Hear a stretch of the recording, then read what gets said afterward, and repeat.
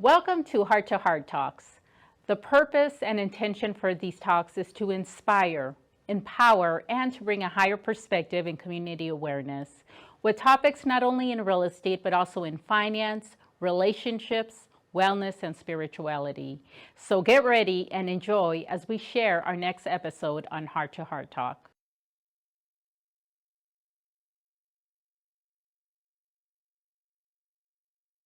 Today, we have another beautiful guest here with us that is going to be sharing her story.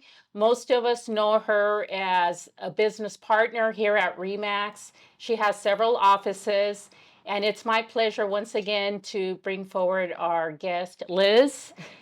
And I don't even know how to pronounce her last name, Liz, so I'm going to ask you, how do you pronounce her last name, Liz? Wojtaszek. What is it? Wojtaszek. Wojtaszek. Yeah, Wojtaszek. Yeah. Wojtaszek. Well, thank you. Thank you for, she's brave, showing up here to share her story with Heart to Heart Talk. And Liz, me and you, I think we got to get a little closer. We got to learn about each other at the R4 in February.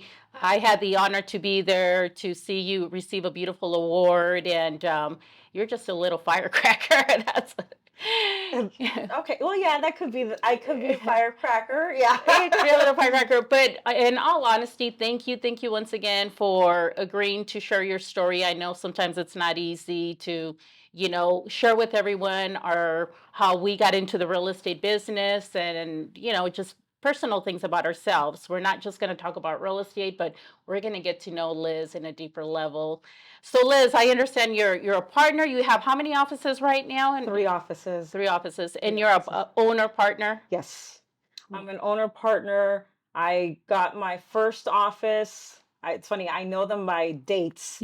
So first office, North Central, July 7th. No, I'm sorry, July 7th, 2017.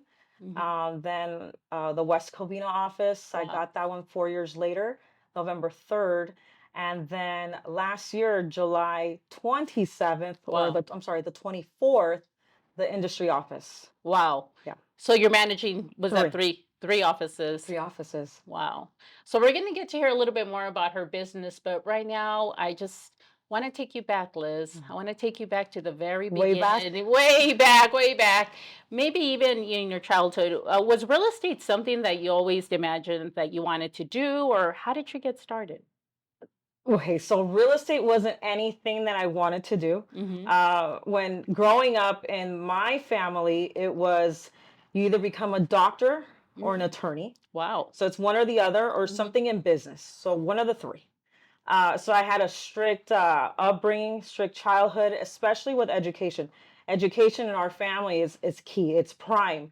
So no, I did not think of real estate as something that I wanted to get into. I was really pursuing more of the either being a doctor or an attorney. Fast forward, I went to Santa Monica City College, then I went to UCLA. I was studying political science and a minor in child psychology. Wow. My child psychology. Yeah, and I had how can I say it? I've always loved children. I've always wanted to know the behavioral side and the growth of the brain of a child. So that attracted me a whole lot. That's why I got that as a minor. My mom and my grandmother, they were doing flips, more in the real estate. My grandmother came here when my mom was 10 years of age. So they came in 1947. Wow. She came with $10,000 around her waist belt. And after years, and at that time, obviously, that's a lot of money. Yes. Especially coming 1947. Yeah, coming from Central America. That's on a plane to a strange country, United States. Yeah, to have that money, it's a lot. She worked really hard, and she bought her first building. So that was already implemented with my mom and my grandmother. With myself, it was more of, no, I've seen them turn over properties. I've seen them turn over apartment units. I didn't want any of that. I didn't want the hassle. I saw that. I participated in that. Fast forward, I'm in school, and just to let you know, I only have 2 courses for me to complete to get my bachelor's. So I never graduated, and not that I'm saying that that could be an opportunity maybe in the Right. future. But my mother told me, hey, I want you to get into the family business, Which was real which estate. was real estate. Right. I want you to know more about it. I Uh-huh. want you to participate in it. And I Yeah. said, no, I don't want that. Mhm. And then the Hispanic mentality, she basically twisted my arm and Literally. literally, and she's like, well, get into the Uh-huh. business or, I'm going to give away your inheritance. I'm like, great. Oh. So I was like, you know what? Okay, I'll get to know more of the business. So Mhm. I started off in lending. So I did help Okay. her. I started off in Mhm. lending, and that's how I got my feet wet. I started off in lending. I learned everything about it, knew the Mhm. back ends of it, underwriter, all that stuff. I wanted to become an account executive.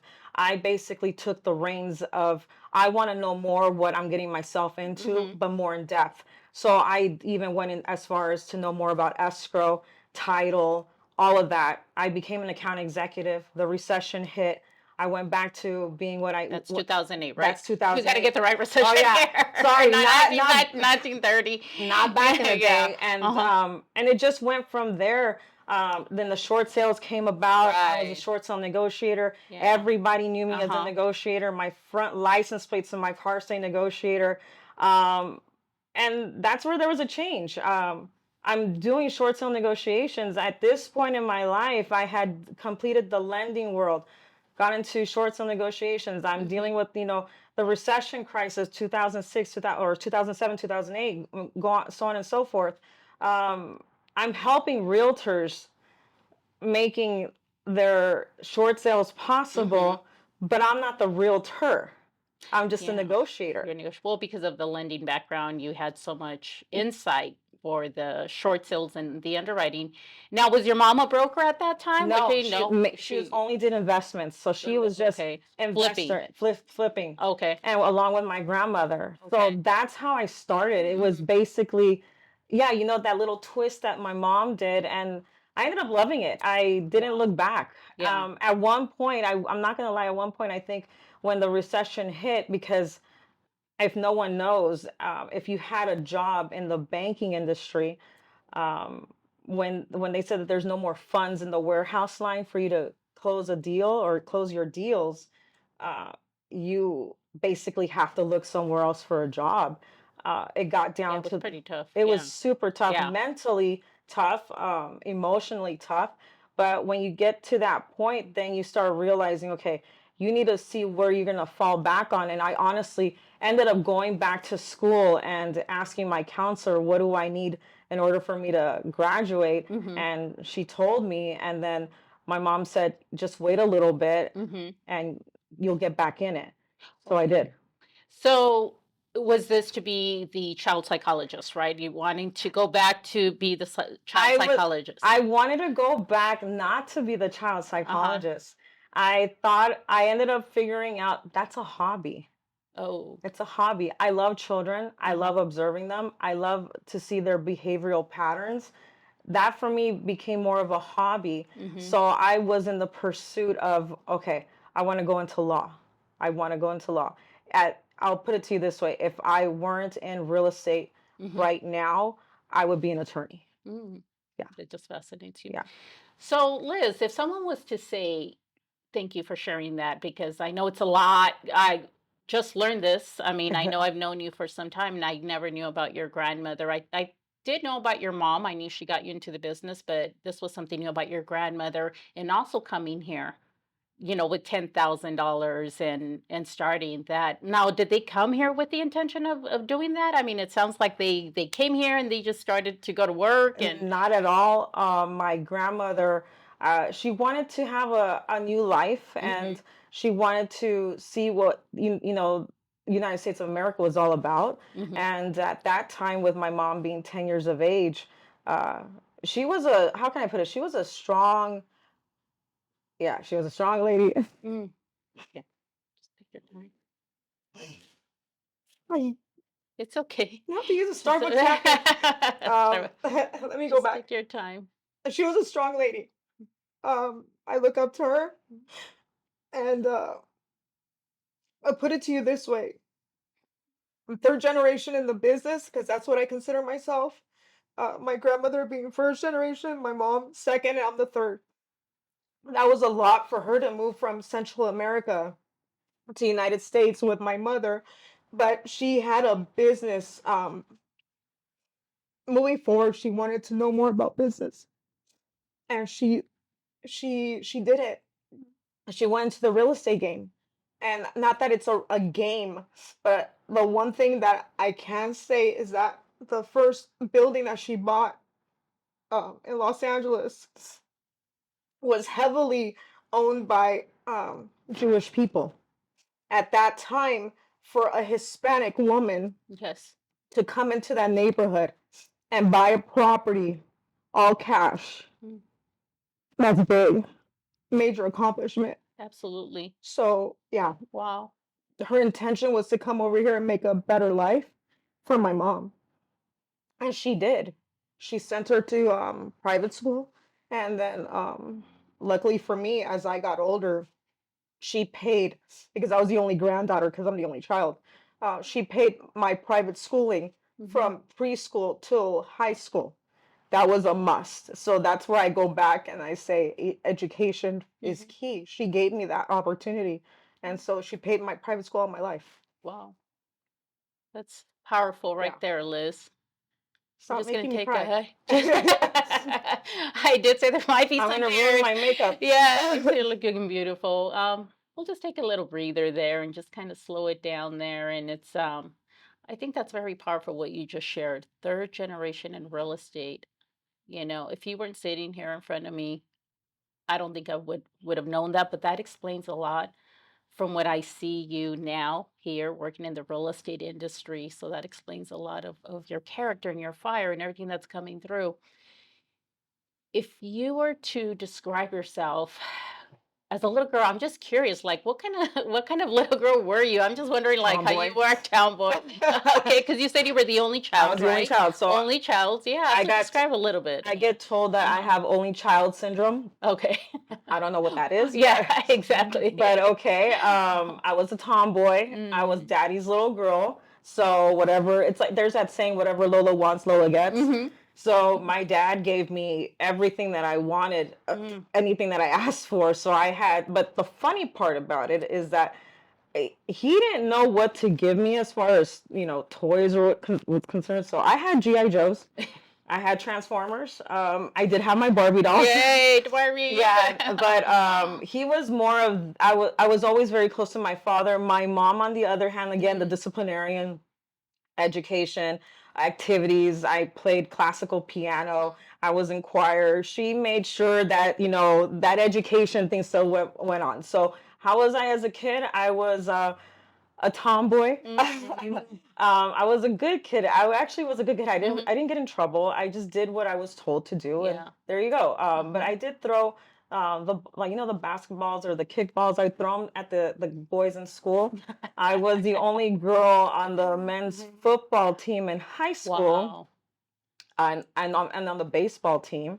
The only girl. The only girl. The only girl. Did The you only get that? girl. Yay! Yeah, the only girl. Representing, yes. Dad didn't like that, Mm. and Dad said that's inappropriate for my daughter to be on those teams. Uh, She needs to go back to the girl the teams. girl stuff. But yeah, I was a tomboy. But I'm still girly. There you Yeah. go. Oh, well, she's wearing this beautiful makeup and everything. I'm still girly. But yeah. Well, thank you. You know, just I think it's beautiful how you shared about your grandmother, your mother, and here you are, and it's all, you know, the lineage carrying that through and that empowered woman, no matter what the circumstances were at that time for your grandmother, for your mother, or for you, here you are, you know, operating three businesses. So sometimes when we look back, you know, we're looking back at our past and at one time we thought, oh my gosh, you know, like why did I have to go through this? You know, you shared about your mom asking you to leave college to join her in the real estate business and you basically said she twisted your arm and everything, but if you were to look back, knowing what you know now, looking back, what would you say is one thing that you're truly grateful for? Like it was probably tough, something that you felt really at the time going through it, like, why am I going through this? You know, it's not fair, what have you. But now looking back, you're thanking it. You're saying, I am so grateful that this happened. A person, an event, something in your life. What would you say? Okay, so I've said this story maybe in the classes that I teach. Mm-hmm. So we're gonna roll back to 2015. So I Mm-hmm. started Remax Champions February 2015. Yeah. I was here. I was under the leadership of a team member, of a team leader that I had, and like I said, I've said this story, so it's like I have no shame in saying this. I cheated on Remax Champions. You know, Cheated. I Okay. cheated. I say Mm-hmm. I do say this story. I cheated Mm-hmm. on Remax Champions. The event that happened was that, I spoke to Jennifer and said, hey, you know what, I'm going to go to this other brokerage. The one thing that I always kept in my head when I did speak with her in Mm-hmm. regards to this, she's like, you know what, my doors are always open. And Mm-hmm. I'm like, okay, perfect. So during that time that I had left, I'm trying to get the business. It wasn't happening, and when it did, I just didn't feel comfortable or satisfied where I was at. Mm-hmm. Like something was truly missing. Okay. And I was like, you know what? Jennifer said that the doors are always open, and she said that I can always contact her whenever I needed to contact her. Yeah. So here I go. I got my phone like this, and I'm text messaging her. And what ends up happening is I told her I just need 15 minutes of your time. At this moment, like I would go to my mother for advice Mm-hmm. in regards to, especially with business. However, my mom has vascular dementia. So for me to go to her, she probably wouldn't be able to understand or give me the advice that I really need because she, like I said, wouldn't understand. So the next person to go to would be Jennifer because Mm-hmm. she's been in this business numerous years. Right. I mean, honestly, the lady has gone through a whole lot and has been able to do the comeback. So I felt that she would be the best person to talk to. So I came here on a Friday. It was 7:30 in the morning. I remember it well because she was Mm-hmm. here. She opened the door. I spoke to her. I told her what my goals were. Yeah. The Now here's the circumstance.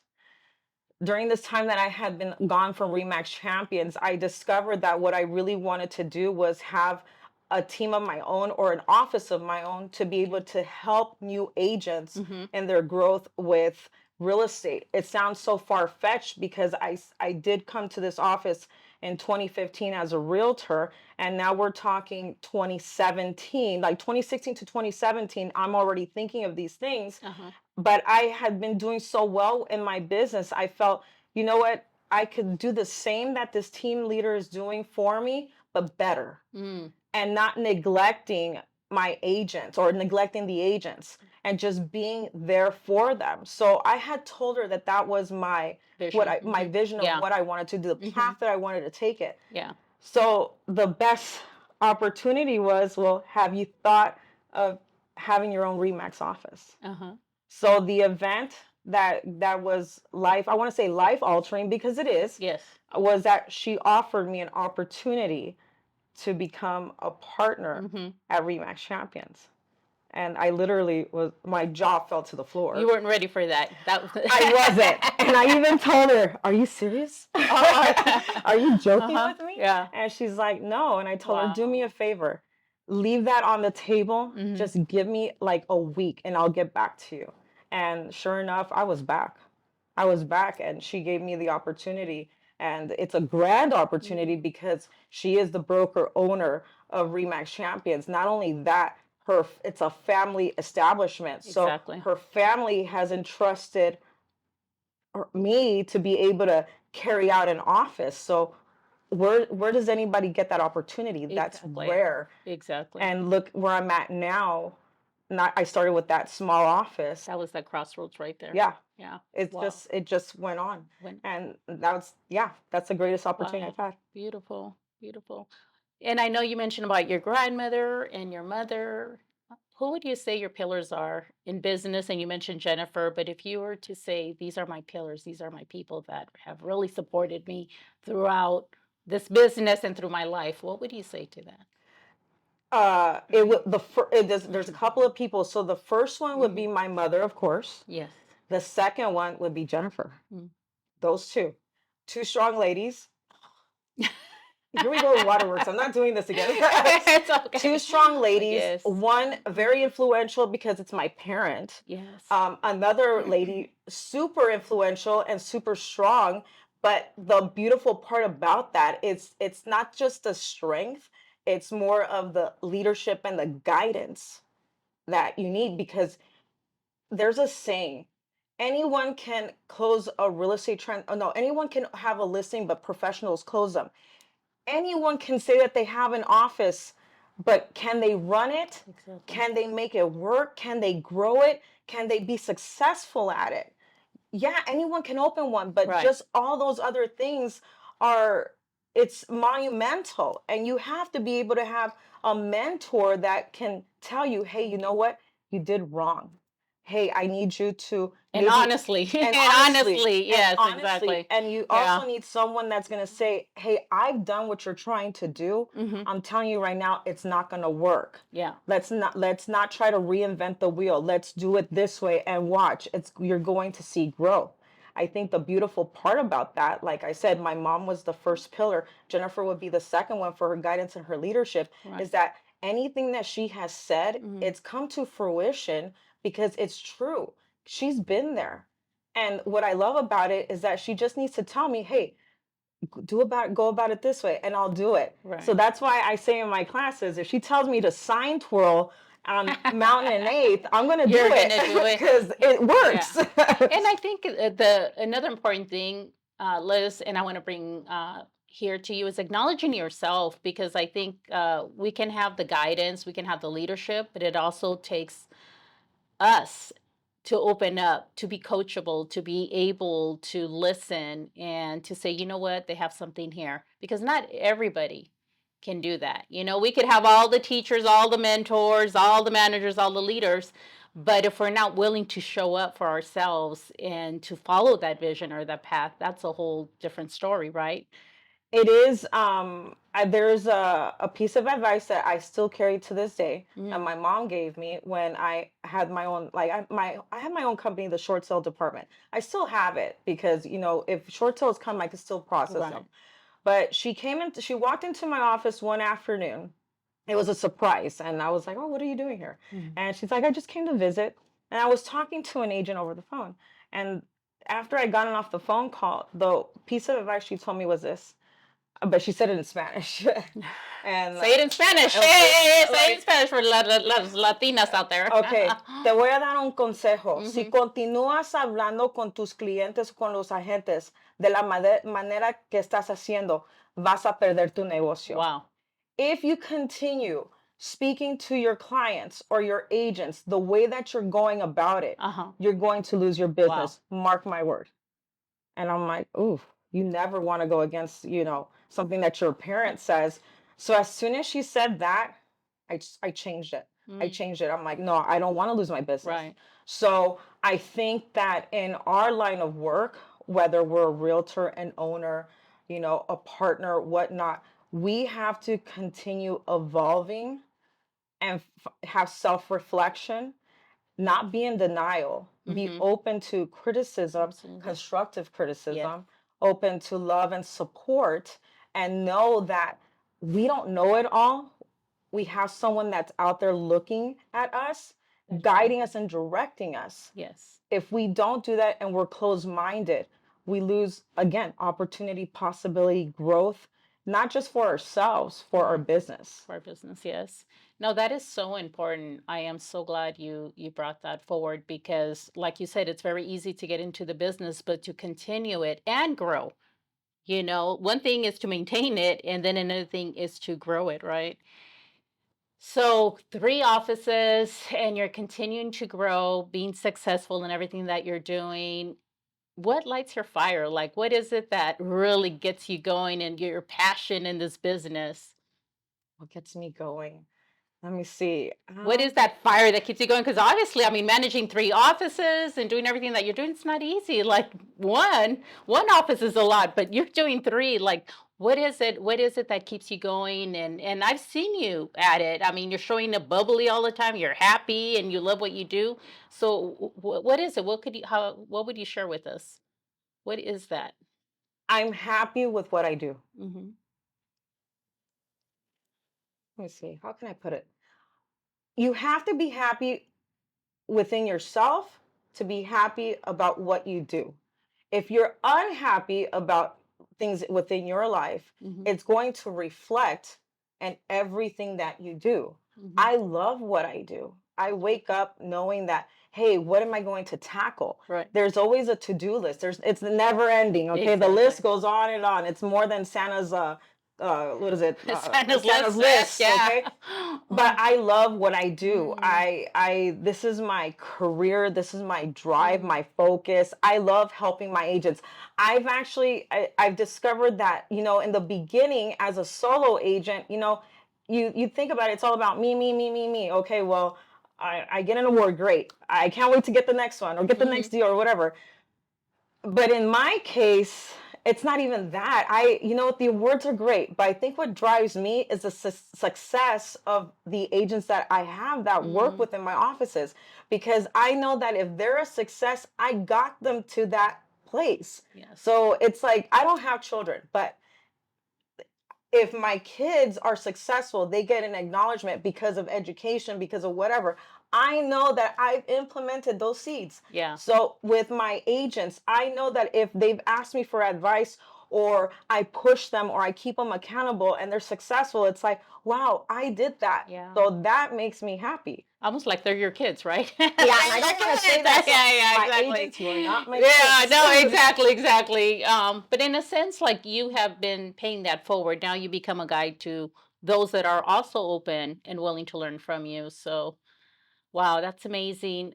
I'm going to ask you one question. As far as internally, that growth, internal growth, what would you say has been your guide, and where are you there as far as your inner wisdom, your intuition? Like, how do you plan to grow internally moving forward? Because in business, in the physical realm, that's, we could see it visible, but inside, a lot of times we don't see what's going on inside. What would you say has been your biggest lesson to grow you internally? I believe that we have to always be evolving. We have to always be educating ourselves, not just educating ourselves in the education. And I know I've said that a couple of times during this talk, but we have to also evolve mentally, spiritually, physically. It's going to sound like a crazy example, but how old is Madonna? She's old. But she's in her 50s, like, yeah, 50s. Like, she's, yeah, Yeah. but guess what? She's evolved from when she first started to where she is now. I'm not saying that I'm Madonna. No. Right. But as a person, we have to continue evolving. We have to continue growing. We cannot sell ourselves short. Right. We can't stop. If we stop, then we stop our growth. It's like we stunt our growth within the business. So not only do we have to physically, like mentally eat, meaning we have to read, we have to be open, we have to feed ourselves. Yes. We have to be open to change. I think that's a big thing. Yes. Change within our mental state, change within our heart, change within our beliefs. Our mindsets have to always be evolving. That saying, always be closing, I think that's a cliche that everybody can close, but we ourselves have to continue evolving as a person. If we are stagnant, our business and ourselves and our mindset will be stagnant. If we continue to grow, there's so much opportunity and possibility out there. Yeah. Almost saying, always be closing, maybe always be evolving, right? Always be evolving. Be learning. Always be learning. Yes. Because and open. The one thing I don't want to be, and I say this with all due respect, I want to always be in the game, on top of the game, 10 steps ahead of the game, 20. I want to look forward. I do not want to be kept prehistoric, nor do I want to be kept in a box. I want to be out there, people knowing that we have something great here. And that stems from the leadership part of it. And that stems from the person at the top. So that's going to stem from me. So if I keep evolving and I keep growing, there's a world of wonder out there. Exactly. I know we can sit here and talk all day, Liz, but one thing you'd like to leave our audience with, one thing you'd like to share with any woman, anyone that's out there, it doesn't have to be a woman, anybody out there that's looking to get into the real estate management, maybe running an office, an owner like yourself, what would you say to that person? And you look into the camera and just maybe one piece of advice or sharing that you'd like to do? Okay, so to the people out there, out there viewing this, the one piece of advice, well, I'm just going to be realistic. It's not easy. It's not easy. So you have to have a great support system. You have to have drive. You have to have passion. And you cannot let off the gas pedal. If you let off the gas pedal, things are going to crumble. You have to have a vision. And if the vision is you opening up an office, then go ahead and do it, but move forward with it. And at the same time, make sure that you give everyone the support, because it's not, at the end of the day, it's not all about you. It's about everybody else, because guess what? They depend on you. Beautiful. Thank you. Thank you so much, Liz. You're very welcome. Thank you for sharing your story. Thank you for making me cry. It was beautiful. Once again, connect with Liz. You can find her at Remax Champions and maybe your Instagram, your Facebook, so people want to reach out to you. And it's all across the board. Liz W Realty. That's it. Liz W Realty. Thank you once again, Liz, for sharing your story and being brave enough to come on this heart-to-heart talk. Thank you. Thank you. All right.